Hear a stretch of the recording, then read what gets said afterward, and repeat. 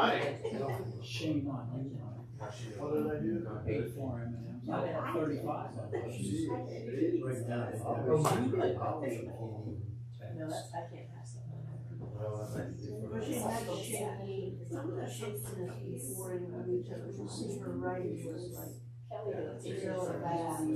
She had a few, and when I looked back there, you know, she had been, they were like, oh my So that was goodness. a question So- your budget came from. It's like with the Easter, it's down in the basement. Oh, that's awesome. Yeah, we got a little thing, showing the picture of that. And you have to climb back up the stairs. Oh, that's great. That's good. I think it's time for me to get ready to go. It'll be good. We're going up and down the Behave. side too, right? That's right. Well, yeah, that's true. I I forgot. But it's so, I don't want to embarrass you. Where's Sophia? Oh, okay. We're missing somebody here. All right, welcome to Bible study. We will have a prayer and then we'll get into our study this evening. Father in heaven, we thank you for the day that you've given us and for your grace and mercy and kindness. We pray that you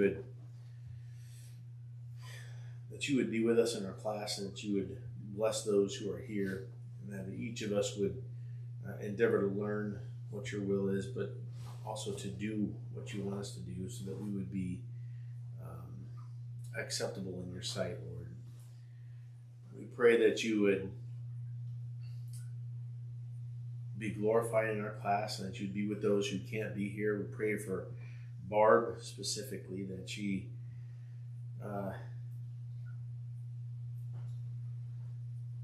that you would give her comfort and that you would help her know that you're pleased with her, that you're happy to have her as your daughter, and that you would give her what she needs to be encouraged and healing. Lord, we know that you are able to do all things. We pray for that for her because we need her here. We love her. We pray for our class here that you would be glorified and honored in it, that we would transform our lives according to your word and do that which you would have us to do, that we would be pleasing in your sight. Thank you for everything. We pray these things in Jesus' name. Amen. All right, James chapter 1.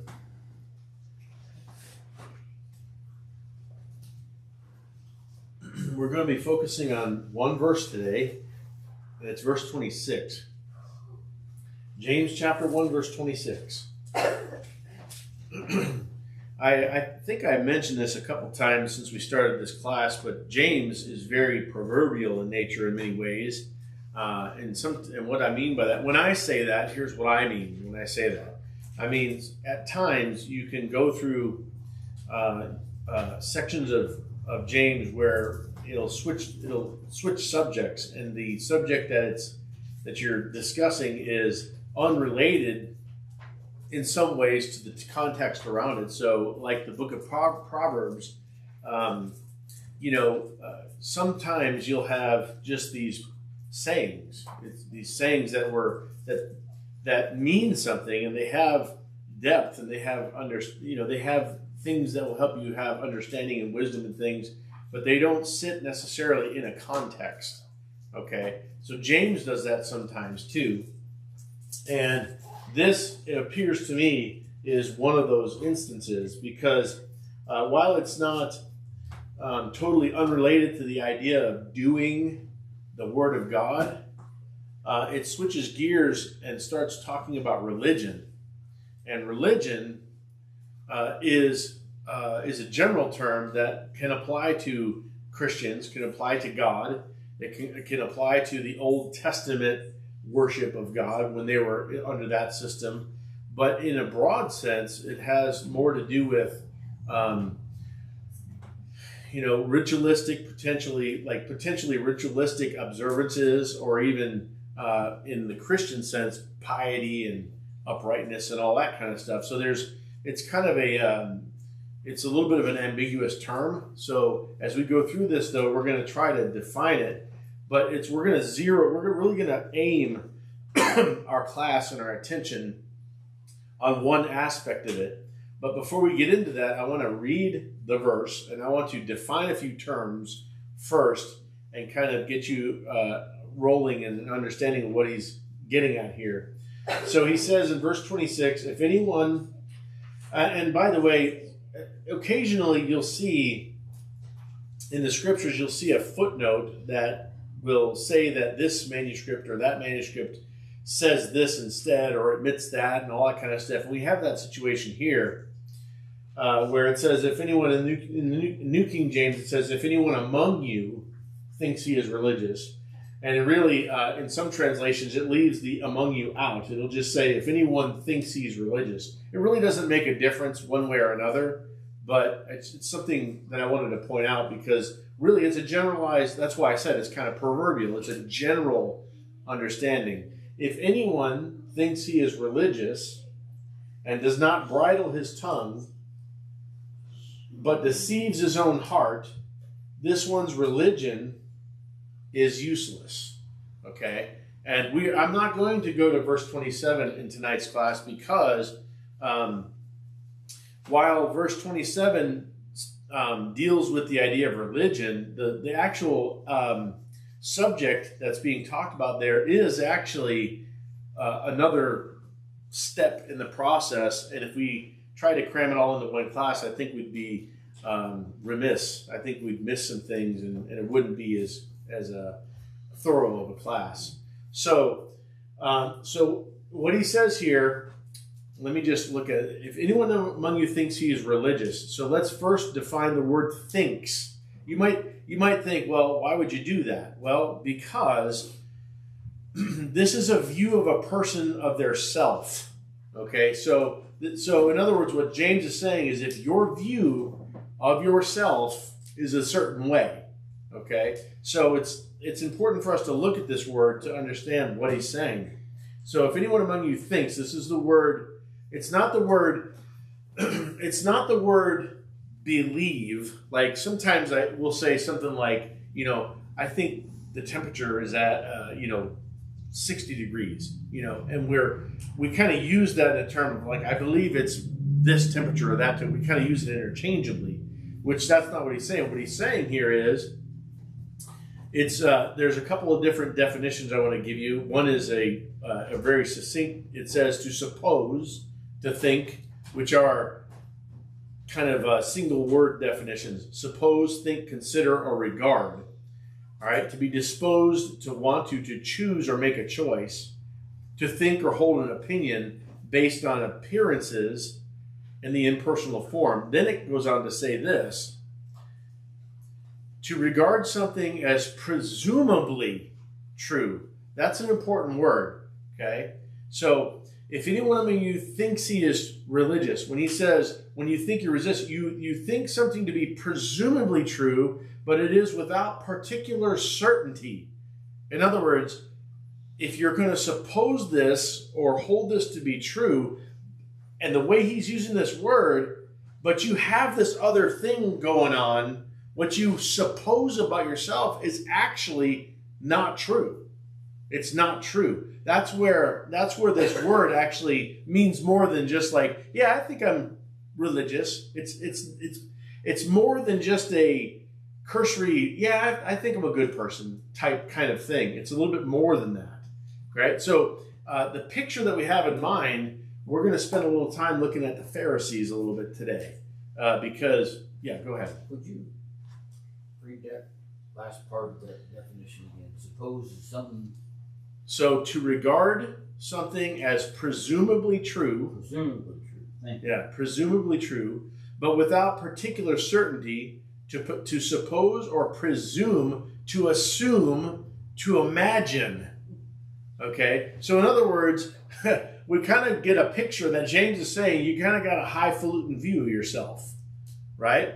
As a matter of fact, we've had Paul say that a number of occasions. If anyone thinks he's of himself any higher than he ought, we shouldn't be doing that, right? So this word, I was struck by the depth of the word that James is using. It's not just like, yeah, I think I'm pretty good. Sometimes you might ask yourself, are you a religious person? Yeah, I think I'm religious compared to somebody else, right? When you start thinking like that.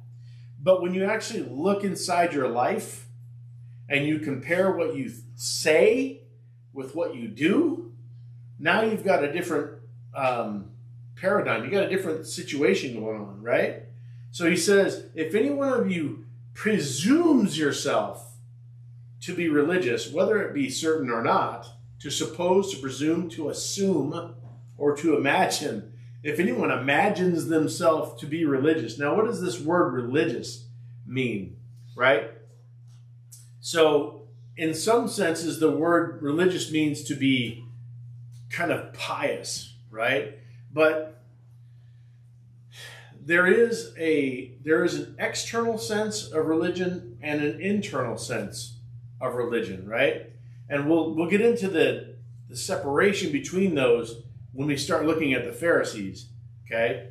So he says, if anyone assumes about themselves or presumes to take on themselves that they are religious or pious, right? Something like that, which would be another definition.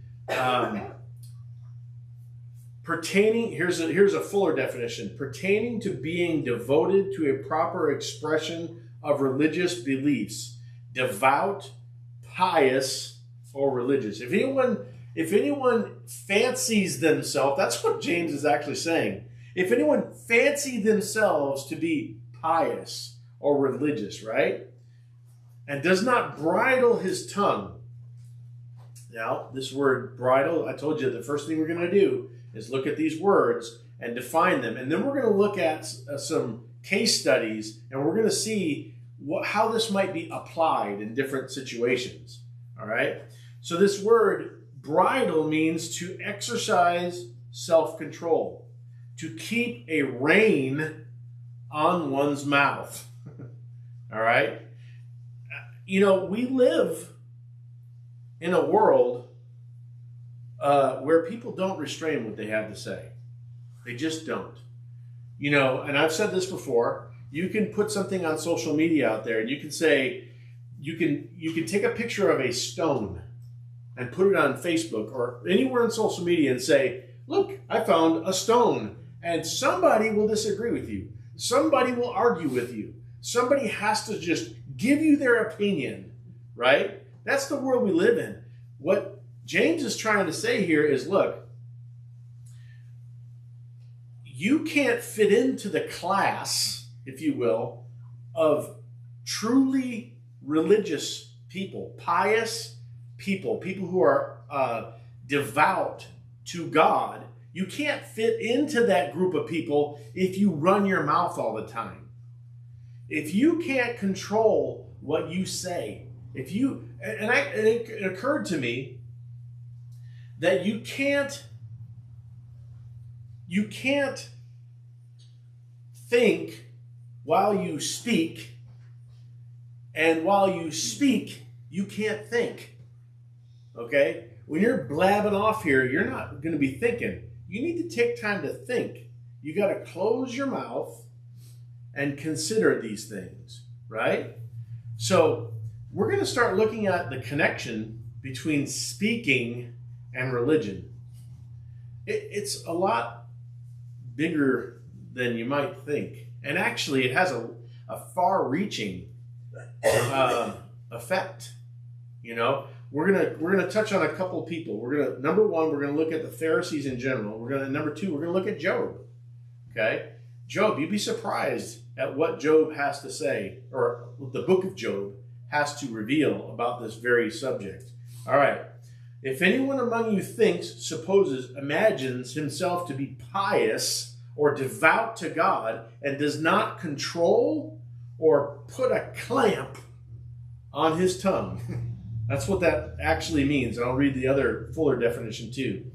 A figurative extension of the meaning to control with bit or bridle, to exercise close control over some function, to control or to exercise self-control. So you actually, in order for us to be religious according to God, we need to scrutinize what we say. We need to make sure that our tongue is under control, right? Obviously, when we get to chapter 3, fill in the time frame. When we get to chapter 3, right, he's going to talk a lot about the tongue, okay? But really the reason I'm not going to chapter 3 is because that's a full situation in and of itself, right? So what James is saying here, so in the midst of being doers of the word and not hearers only, he switches gears and says, if anyone among you thinks he is religious, and at first I got to thinking, what is the connection here? Where's the connection to the context here? Why is he bringing this up? If anyone among you has this opinion of yourself that you are pious and devoted, and you don't clamp on your tongue, but you deceive your own heart. And this word deceives, this is what I was telling you last week, means to delude or trick yourself. In other words, are you a Christian? Are you devoted to God? Yeah. All right. Do you control what you say? Are you a blabbermouth? Do you just spout off your opinion? Are you a person that when people look at you, they consider you to be wise, thoughtful, contemplative, meditative, that kind of thing? Because if you're not, if you run, you know what? If you're in the crowd of people who just talk about, I just got to say what I think, I got to share my opinion, I got to make sure you know what I think. James is saying, In fact, he's saying that's a good litmus test to determine whether or not you're deceiving your own heart. If you're fooling yourself, that's what he's saying.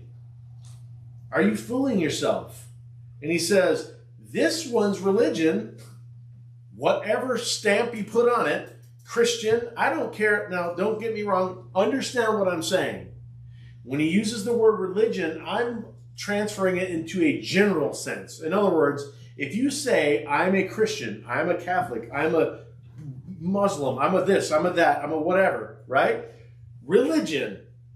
If you consider yourself pious and you can't control your tongue, whatever you say about yourself is worthless. In fact, there is a translation that actually uses the word worthless. It is of no value to you. New American Standard. Worthless. Absolutely. I couldn't remember which one it was. If anyone among you thinks he is religious and does not bridle his tongue, if he doesn't keep a clamp on it, controlling himself, he deceives, he tricks, he deludes his own heart, and that religion that he professes to claim is worthless. That's a pretty strong statement, actually. When you actually just look at it from that perspective, without going to look at the Pharisees and Job and all this stuff, you can see the power of that statement. Go ahead, Dick.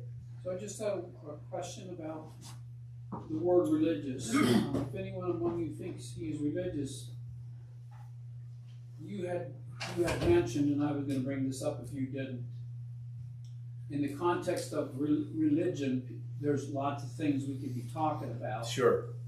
Buddhist, Islam. Yeah, even considering Judaism and other. Yes. And yes. so this word religious, is he targeting a specific group? Is he targeting the Christians? I mean, he's. So proverbially, it's a general term, right? But he's talking to Christians, right? So, in other words, if you take it as a general truth, if anyone among you thinks you're religious, but you can't do this, whatever you profess to be religion is worthless. That's a general statement. But contextually, he's talking to the Christians. So essentially, you could say, if you imagine yourself to be a good Christian, you can say that, but you don't put a clamp on your tongue. You got to just say whatever comes to mind. You can't have a thought without it coming out your mouth. You got to give everybody your opinion on everything. You got to make sure that what you think is known, whatever you claim is pious, is useless. That's what he's saying. Go ahead. Just one other comment. You know, when you go to a family gathering or with friends, we'll talk about anything, but we're not going to talk about religion and politics. And the inference there, to me, is it's a sensitive subject, and people are likely to say things that are going to be hurtful or very opinionated. So the neutral ground is we're not going to discuss those things. So that automatically tells me it's a sensitive subject to bring up religion, even amongst Christians. Except he is not. This is actually not talking about religion.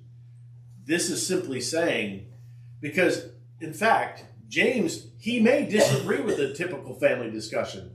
He may say, you need to talk about religion. You need to work this out. You need to handle this, right? What James is actually trying to say is that, let me put it this way. In Proverbs tells us that in the multitude of words, sin abounds. Okay? But the wise man restrains his lip. Right, that's what Proverbs tells us. Now, let's look at a couple of, before I run out of time, because I've actually got a lot to cover. Let's go to Luke 18. Then we're going to work our way back to Matthew, and then we're going to go back to the book of Job. I hope I have enough time today to cover this. This is why I restricted it to one verse today. All right, Luke 18. So Jesus in Luke 18 begins the chapter talking about prayer. Prayer would be considered speaking, would it not? Our speaking to God, right? Prayer, speaking to God, right?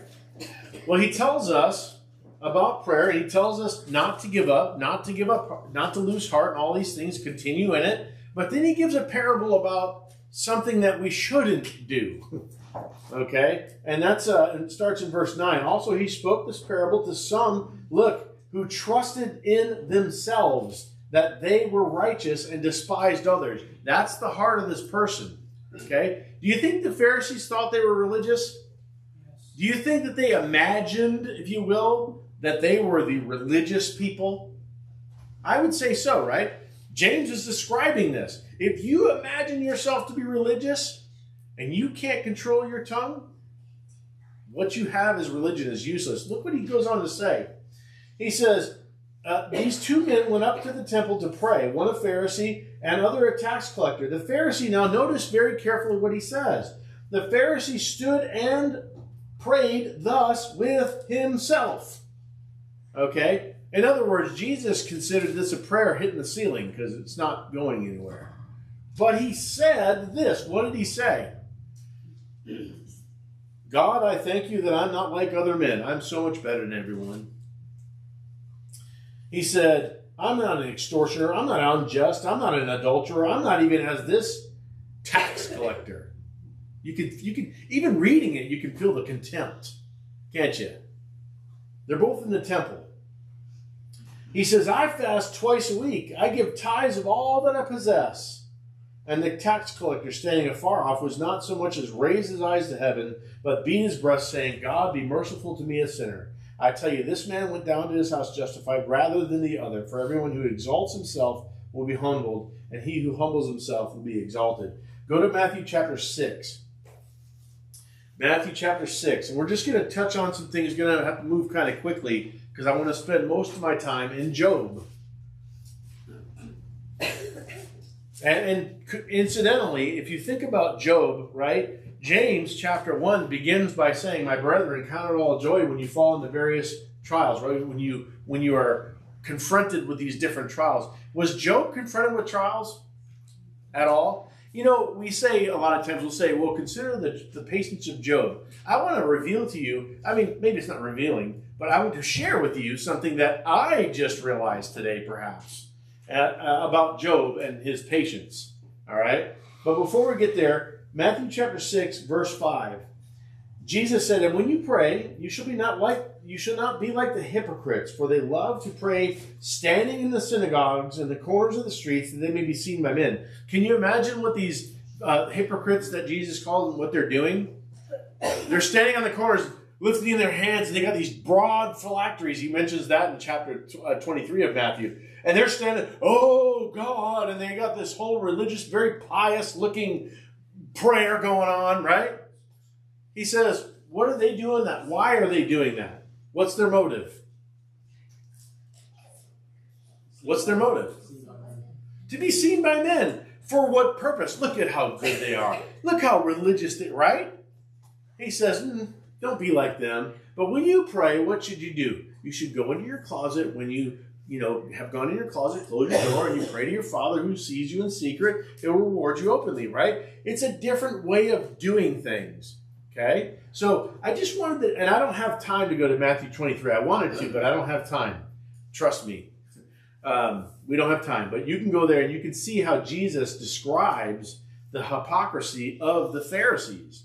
All right, they did everything they did to be seen by men. They wanted the best seats in the synagogues. They wanted the best seats at feasts. They looked good on the outside, but for inside they're full of dead man's bones and all that stuff. Right? It's something else. All right. So remember, the whole point of this is religion and the tongue.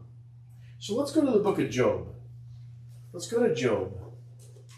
We're going to probably spend the rest of our time in the book of Job.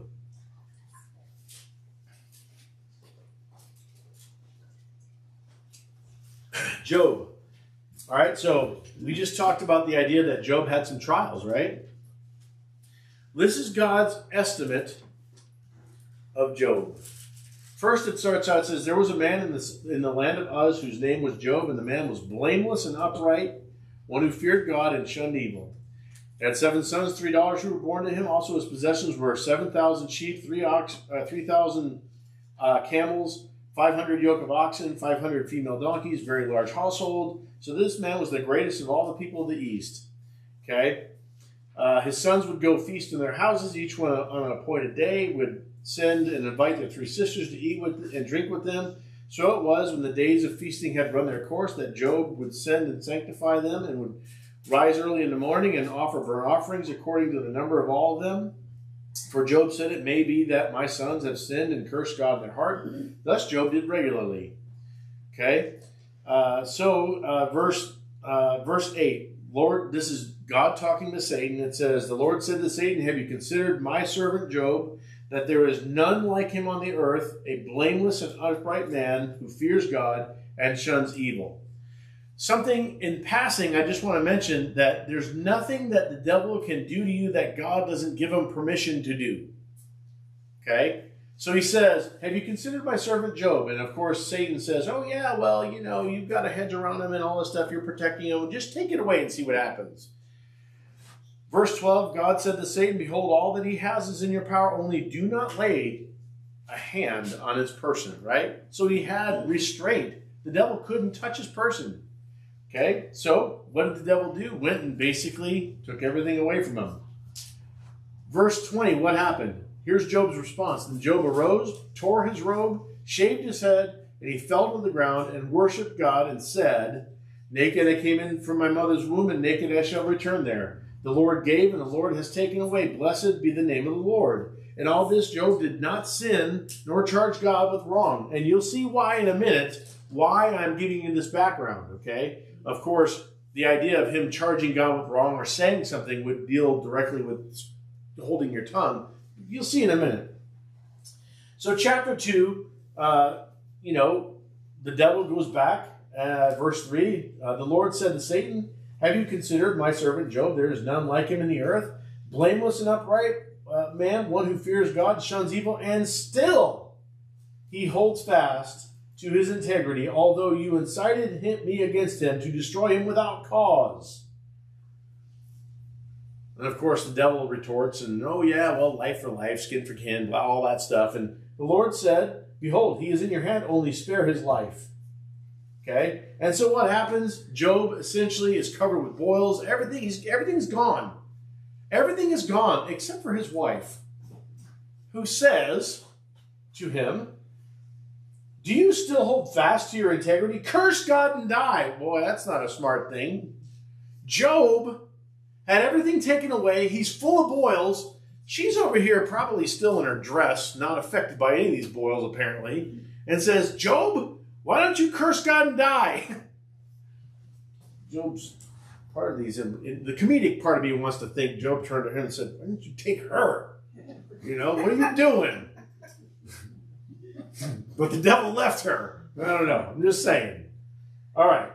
Job's response was, you speak as one of the foolish women speaks. Shall we indeed accept good from God that we shall not accept adversity? In all this, Job did not sin with his lips. Okay? So imagine the patience of Job to be able to handle all of that without accounting something bad to God, right? Sometimes when we just can't even watch our favorite football game, we're like, why God? You know, it's like we get these stupid little things going on in our lives and we want to blame God and all, you know, over foolish things. But here's Job. But notice what happens. This is really the part that I want to bring our attention to. We're gonna kind of skip through the book of Job to show his responses. But look at verse 11 of chapter 2. Now, when Job's 3 friends heard of all this adversity that had come upon him, each one came from his own place. Eliphaz the Temanite, Bildad the Shuhite, Zophar the Naamathite, okay? For they had an appointment together to come and mourn with him and to comfort him. So Job's 3 friends loved Job. They cared about Job. They wanted to help Job and comfort Job. Their motive seemed to be good, right? And when they raised their eyes from afar off, they did not recognize him. They lifted up their voices and wept, and each one tore his robe, sprinkled dust on his head toward heaven. So, verse 13, this is what they should have done and stayed. They should have stayed here, but they didn't. Here's what they should have done. James would have commended them at this point. So they sat down with Job, with him on the ground, 7 days, 7 nights. No one spoke a word to him, for they saw that his grief was very great. That is a good example of true religion. They kept their mouth shut. They saw Job's pain, suffering, and trouble. And what did they do? They sat down in silence. That's good. Have you ever been with somebody who's been grieving and you just want to comfort them? And really the best thing that you can do is just put your arm around them and shut up about it? It's true. It's true. Because as soon as we start trying to give advice, all of a sudden, it turns into something it shouldn't, right? Job's grief was great and immense right here, wasn't it? So he opens his mouth. After this, Job opened his mouth and cursed the day of his birth. And Job spoke and said, and he said a bunch of stuff. We're not going to read it all. We're just going to read a few things. Verse 17. There he says, verse 16, why was it not hidden like the stillborn child, like infants who never saw light? There, that is where they are, the wicked cease from troubling, and the weary are at rest. And there the prisoners rest together. They do not hear the voice of their oppressor. And the small and the great are there, and the servant is free from his master. He says, verse 23, why is light given to a man whose way is hidden, and whom God has hedged in? For my sighing comes before I eat. Meaning, here's what that means. He says, when I have food set before me, it's like, I don't even want to eat.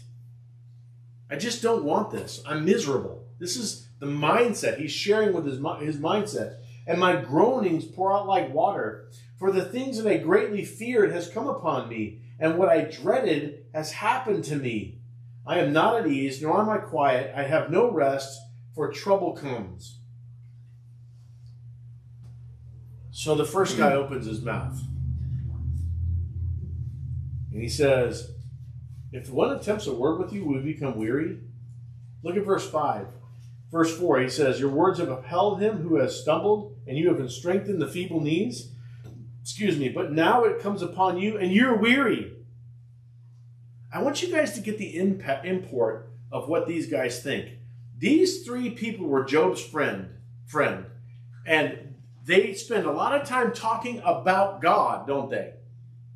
If you read through all these chapters, which we're not going to get to today, obviously, but if you go through there, you'll see they'll talk about God's righteousness and what God does and who God is. And if you weren't such a bad person, then he wouldn't be doing this to you. That was basically their argument, right? He says, it touches you and you're troubled. Remember now, whoever perished from being innocent, or where were the upright ever cut off, he says. In other words, you must have done something wrong, Job. But remember, didn't I started this by showing you that God said he was righteous, upright. He wasn't doing this because of Job's unrighteousness, right? So right off the bat, these people were wrong. Okay? Chapter 5, Eliphaz. So the first one, Eliphaz talks to him and says Job must be sinning. He continues now, but look what he says. Okay, verse 8. Okay, but as for me, get the smugness of this statement. You do all these things. You're blaming God for this, but me, I would seek God. And to God, I would commit my cause. Right? Think about that. How do you know? How do you know if that's what you would do? Put yourself in Job's place and then say that you would do that, right? In fact, Job says that later. He says, in chapter 6, he says, oh, that my grief, this is Job talking, oh, that my grief were fully weighed, and my calamity laid with it on the scales, for then it would be heavier than the sand of the sea. Verse 5, does the wild donkey bray when it has grass? The answer to that is no. Or does the ox low over its fodder? No, it doesn't. Can flavorless food be eaten without salt? No. Is there any taste in the white of an egg? No. My soul refuses to touch them. Go down to verse 14. Job is starting to correct them. He says, to him who is afflicted, kindness should be shown by his friend. Right? In other words, what you're saying to me is not helpful. Okay? Verse 25. Verse 24. Teach me, and I will hold my tongue. Cause me to understand where I have erred. How forceful are right words, but what does your arguing prove? You don't know what you're talking about, is what he's saying. Remember I told you at the beginning they should have stayed silent and it would have been better for them? See, when James is talking, he says, when you just got to talk, these guys thought they were wise, and perhaps in some ways they did know some things and they had some wisdom, but in this case, they were wrong. And how do I know they were wrong? Because I know the end of the book. God said, hey, listen, he told Job a few things. God corrected Job a little bit. Not that he sinned, but he corrected his view of God a little bit. Right? So Job said some things about God, not sinning, but he said some things like, man, I'm frustrated, and I'm going to make these things known because it hurts. I'm in pain. I'm suffering. I'm trying to communicate this to you. Right? So chapters 39, 40, 41, God's like, Job, let's talk a little bit. But he blessed Job. And he turns to his three friends and said, my wrath is aroused against you because you did not speak what was right about me as my servant Job did. Right? So the things they were saying were wrong about God and about Job. Okay? He says, do you intend to rebuke my words and the speeches of desperate one which are as wind? In other words, I know I'm desperate. I know what's happening. He says, yes, you overwhelm the fatherless and you undermine your friend, which to me is an outstanding statement, because next week we're going to talk about what James says true religion is. Right? So here he's saying, if you can't bridle your tongue, if you're like these guys, what you're actually doing is absolutely of zero value. Even though you speak a lot of words, Job says some things, but they talk for chapters and chapters, giving him all this advice, saying, Job, you must have done something wrong. Job, you're not a good guy. Job, God's giving you what's rightfully yours, and all these things.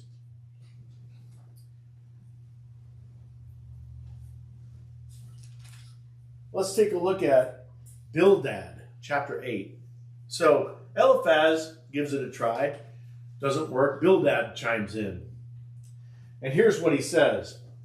He says, if you are pure and upright, he's about to make a judgment against Job. If you were pure and upright, surely now he, God, would awake for you and prosper you in your rightful dwelling place. In other words, if you were righteous, this wouldn't be happening to you. But that's not true, is it? This is not happening because of Job's. But what is his religious friends, what are they doing to him? What are they doing? Are they controlling their tongue? No. Are they bridling it? Are they doing that which is best and helpful for him? No. They're not. Can the papyrus, verse 11, can the papyrus grow up without a marsh? Can the reeds flourish without water? While it is yet green and not cut down, it withers before any other plant. So are the paths of all who forget God, and the hope of the hypocrite shall perish. Whose confidence shall be cut off, and whose trust is in the spider's web? He leans on the house, but it does not stand. In other words, Job, this is your fault. You must have done something. Look at chapter 9. Chapter 9, verse 1, Job's response. Verse 2, truly, I know it is so. I know what you're saying. But how can a man be righteous before God? Verse 15, he asked the question, for though I am righteous, I could not answer him. I would beg mercy of my judge. Verse 20, though I were righteous, my own mouth would condemn me. Though I were blameless, it would prove me perverse.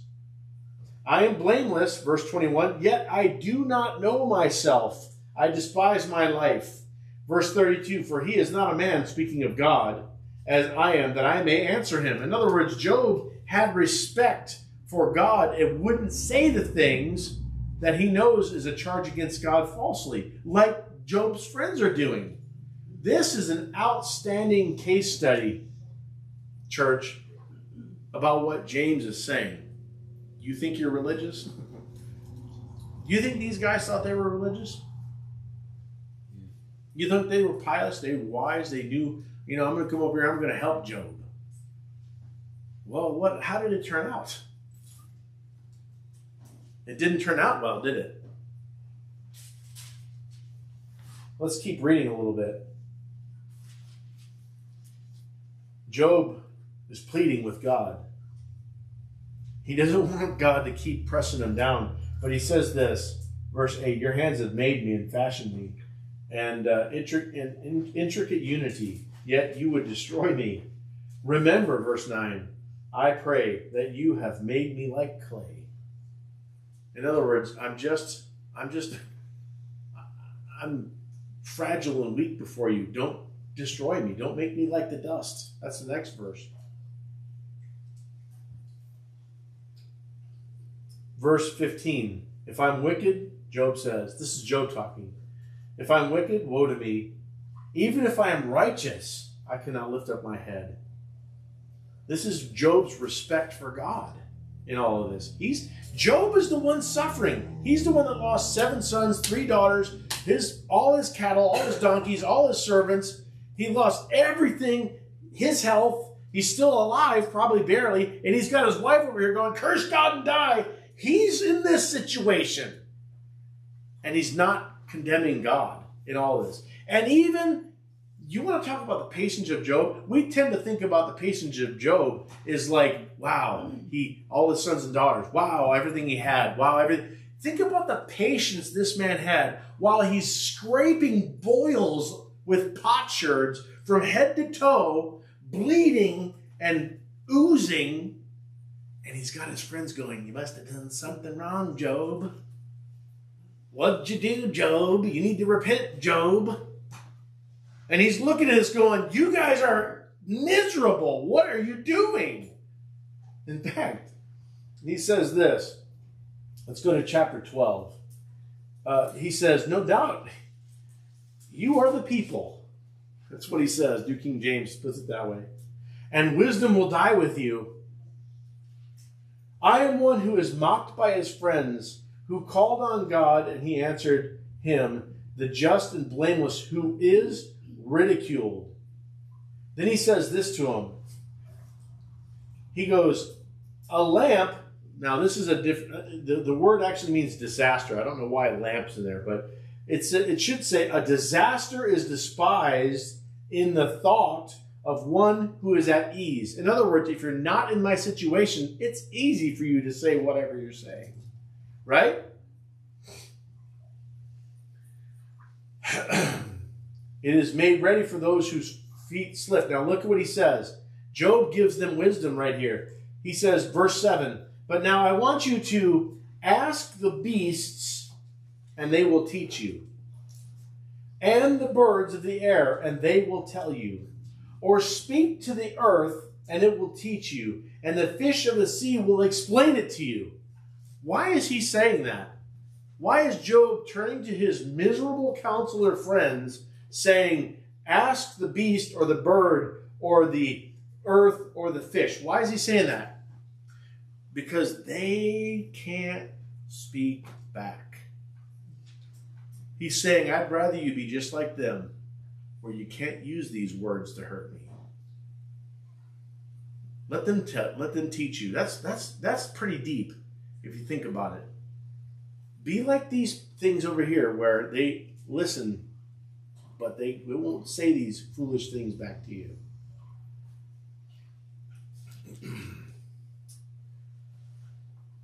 Verse 13, or chapter 13, verse 1.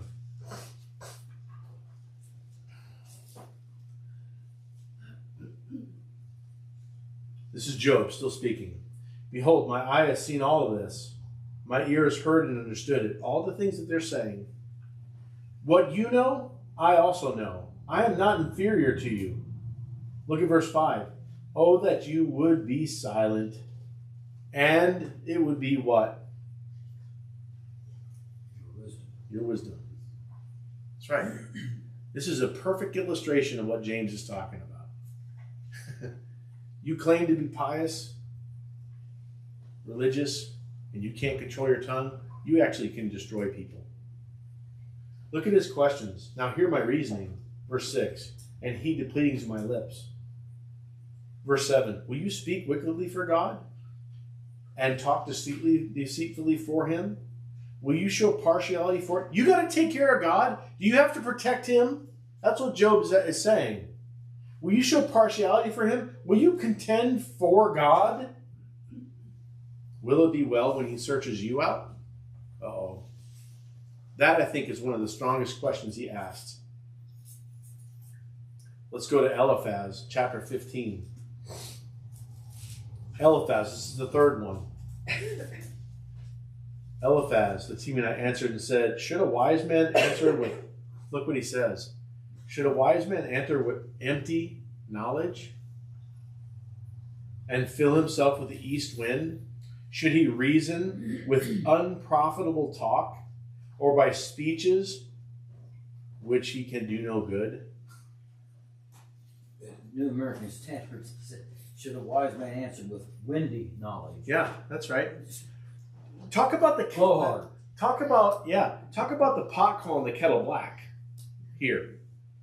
They are actually the ones speaking without knowledge. And they're saying that's what Job is doing. All right, a little bit more. Chapter 16. Then Job answered and said, and by the way, you remember how they said, well, if it were me, I would take it to God. You know, remember we read that a little while ago? If it was me, this is what I would do. I would consider God. I would do all the things right. Right? It's easy, Job said. You're not in my situation. You're going to go home and everything's fine. I'm the one that's in misery. Now, Job turns the tables around. Look what he says, chapter 16, Verse 1, then Job answered and said, I have heard many such things. And of course, he's talking about all the things they're saying. Miserable comforters are all you all. Miserable comforters. You guys are terrible at this. Shall words of wind have an end? Are you going to shut your mouth finally? Or what provokes you that you answer? Verse 4, I could also speak as you do. Look what he says.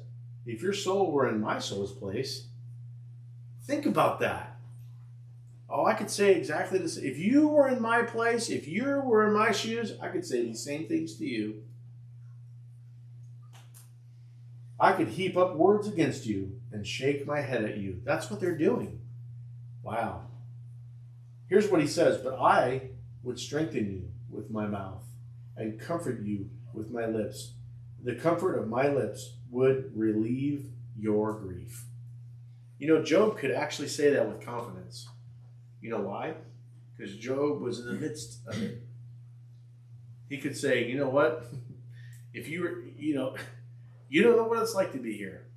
But if you were here, I know what I would say to you, and it would be good for you. Job is a good example of what James is talking about if anyone imagines himself, considers or thinks or supposes himself to be pious, to be religious, right? And does not bridle his tongue. Job is a good example of one who does do that. The three others are examples of one who does, are three examples of people who don't. And they consider themselves to be wise and pious and all these things. I am amazed at how perfectly the book of Job illustrates James chapter 1, verse 26. He says, I would give you these comfort. And go ahead, Chris. I was going to say, do you happen to know at the beginning of Job when it calls them his friends? If that word is how that word is actually used, is it actually considered like? It almost seemed like they were like just acquaintances they were young, not like his BFFs. That they would actually act. I'm not sure. Like that. I'm not sure that there's a Hebrew word for BFF, but You know what I mean? let me consider good friends or people that be like a Facebook friend. It's not gonna let be me their take a friend. let me t- well, I doubt they're Facebook. I'm pretty sure that they're Modern times. right. I'm pretty sure it's better than that because they went from where they were to come. Let me look at something real quick. I'll answer your question, but just give me a minute. BFF. Those are the best friends.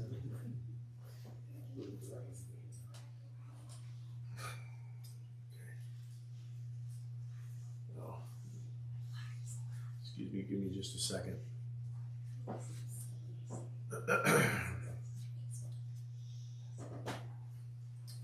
All right, so the definition for the word here is, fellow countryman, neighbor, one who's of the same race or social geographical group, neighbor, friend, companion, associate. So, Sounds more, friendly neighbors. yeah, that sounds like an acquaintance, not your best friend you rely on. Well, I couldn't tell you, but I know one thing. In his suffering, he accepted them there, and he wanted them to help him. Regardless, if they're BFFs or Facebook friends, it doesn't really matter. The point is, everyone's held to the standard that James puts in place, And I'm thinking, man, what kind of application can we draw from that? How we might think we're doing good when we spend too much time talking and not enough time listening, or really, maybe just being there.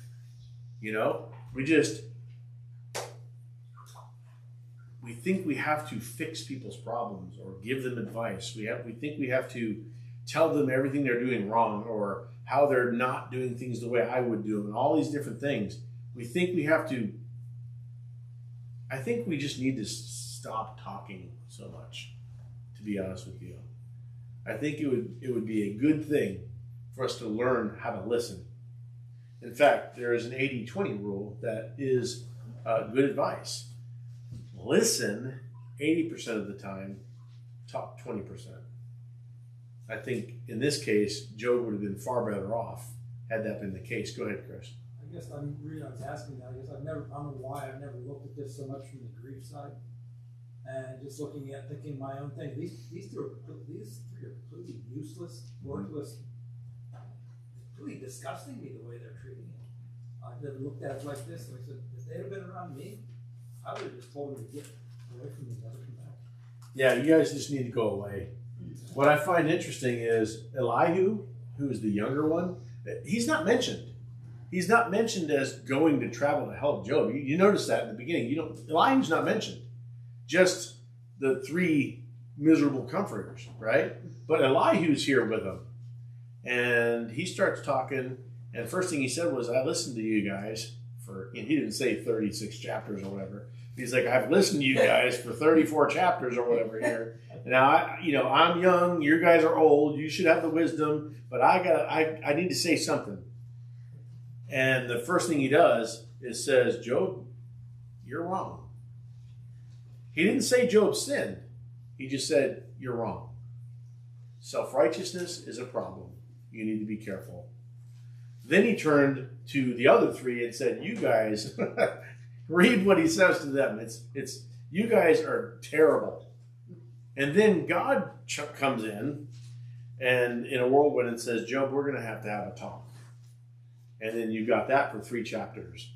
And then here comes God, who turns to Eliphaz and goes, I got a problem with you and your 2 friends, because you didn't speak what was right about me like Job did. Elihu's not mentioned, other than what he said. He's not mentioned by God or at all. Where did he come from? Must have been there among his neighbors, friends or something. Maybe he heard them going yakking on about stuff, and he's like, I need to go over and help Job. Who knows? I don't really know. But the point is, Elihu is a good example of a person who controls his tongue, and so is Job.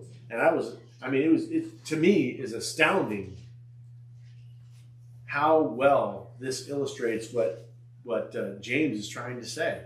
In other words, if we're going to claim to be Christian, if we're going to claim to be pious and religious and of what God wants us to be, if we don't control our tongues, James is saying our religion is useless. And now we have to ask ourselves, I ask that's one thing I try to work on. And it's an unfortunate thing, because you got to be, when you try to change, I'm just going to share something with you. I think I've traditionally been more of an observer than a talker. I know, like up here, I talk a lot and stuff, but that's kind of my job, right? You can't teach without talking. You can, but not this kind of class. But I try to be an observer. But when you grow into a society where people they want you to talk all the time, you start taking on some of these characteristics that you don't want, and you talk more than you should, right? I'm guilty of that. So what do? When you got to go back to what you should hear more and talk less, So how do you do that? Well, you need to control what you say.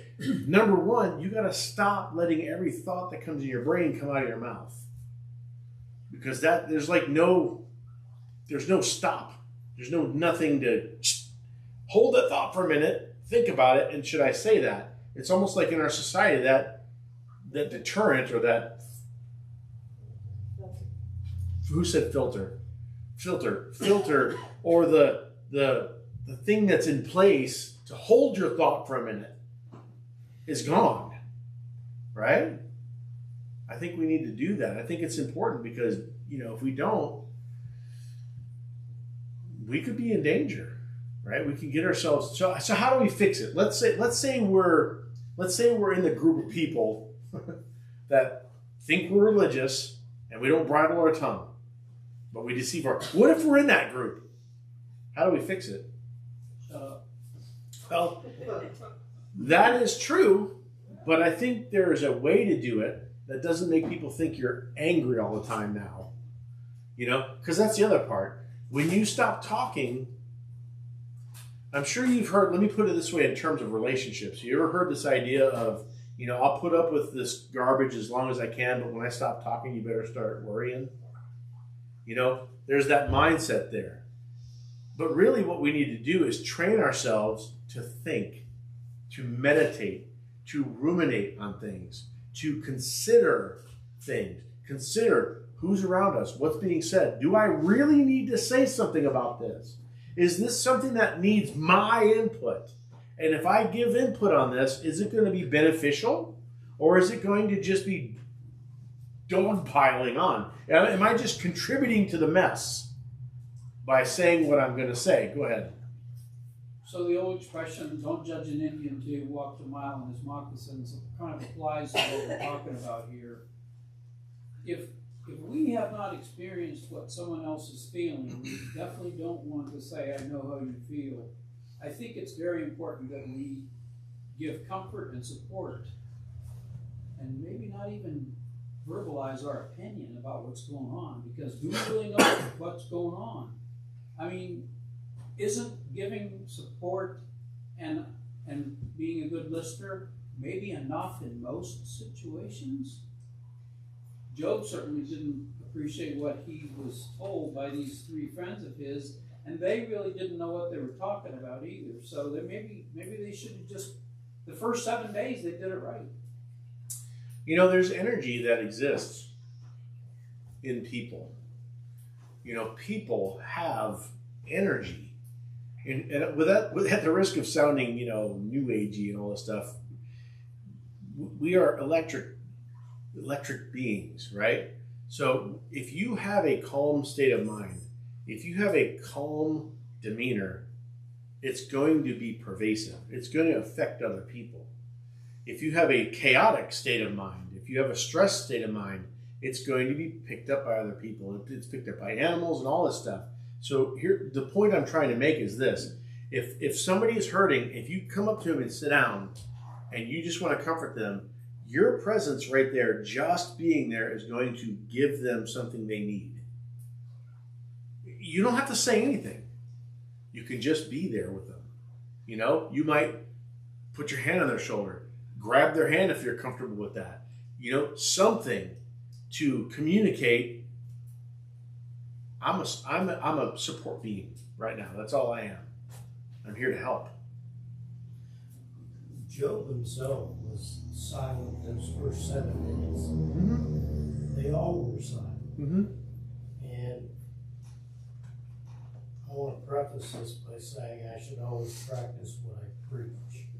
Sure. But I'm not there yet. I'm not there yet. Right. But wouldn't it be nice if before we responded to somebody or tried to say, I've heard what you've said. Mm-hmm. Not just through the years, Mm-hmm. but I've heard, like the scriptures talk about. Do you hear the word? Understand it? Yeah. I've heard which is, and now give a response. Sure. I wish I could say that I always do that, but there are times when I engage my mouth long Before you should. engage my brain. Right. That's the way. That's common. That's And the bad thing about that is, once the words are out there, you can't take them back. that's right. And if I contemplated what I was saying before I said it, maybe I wouldn't even say it. Yeah. Well, and it's so in active listening. There's a couple things I want to say to that. Number one,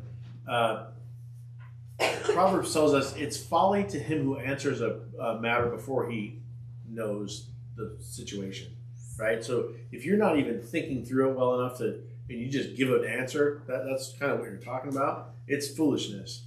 And the second thing is about that is, you know, the idea of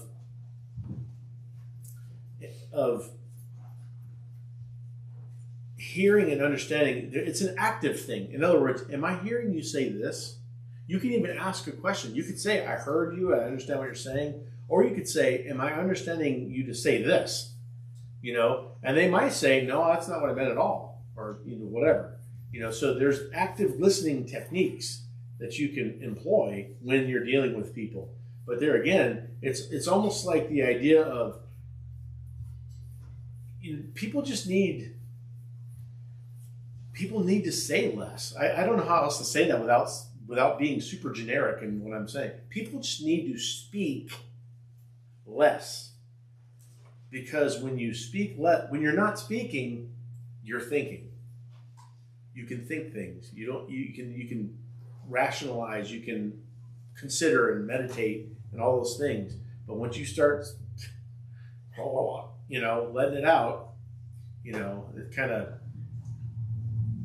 doesn't work as well. So any thoughts or questions on what we talked about today? I know that there was a lot of one-sided stuff here. We had a lot of passages to get through. But I'm hoping that the class is helpful for us, because everyone, us, need to learn.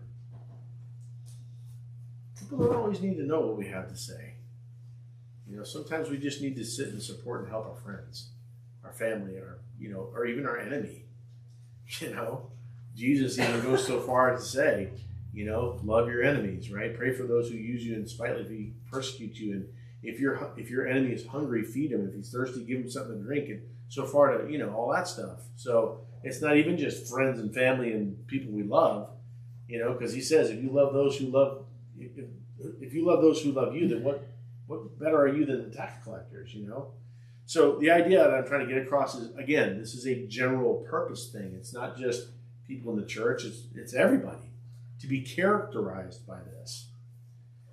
Any thoughts? Go ahead. The Pharisees, I would consider the Pharisees to be experts in the law. At least I thought they were. And maybe they were experts in the law, but it seemed to me like they were living by the letter of the law and not by the spirit of the law, because I think we're supposed to live by the spirit of the law, are we not? Well, Jesus, according to Jesus, they weren't even living by the letter of the law. And so, living by the letter of the law, what's your definition of that? Well, if it says don't murder, I don't murder. If it says don't do this, I don't do that. The problem is Jesus, when he said to them that you outwardly look good, but inwardly you're full of dead man's bones. What he said is you tithe mint and anise, and you strain a gnat and swallow a camel. The idea is you've forgotten the weightier matters, he said, of the law. Faith, justice, and mercy, right? So those three things are bound up in the law. So if they were actually living according to the letter of the law, they would have faith and justice and mercy, where they did not have that. Okay? So the letter of the law, even though, there's passages that talk about how the letter kills, and we're supposed to live by the newness of the Spirit, not the oldness of the letter. It's not condemning the law, because Paul says the law is righteous. And of course, this is a completely different class that we could talk about. But the idea is the law was good. It's the people who were bad. People couldn't keep the law, right? Remember that from the book of Romans. So there had to be a new covenant that dealt with people in a different way. So I would say that the Pharisees did not keep the letter of the law. They kept the things that showed outward piety, like, oh, I don't commit adultery, even though they might actually do that. I don't know. But let's say they didn't. They didn't commit adultery. They didn't murder. That prayer in Luke 18, I tithe mint and anise, and I do all these things. I fast twice a week, whatever, even though that's not part of the letter of the law, right? Because there's only one commanded fast a year given by God, right? So, in other words, I would say externally they look good, but they were not living by the letter of the law, is my point, because they forgot the other things that are important too. Anything else? All right. With that, we'll call it a class, and we'll pick up verse 27 next week.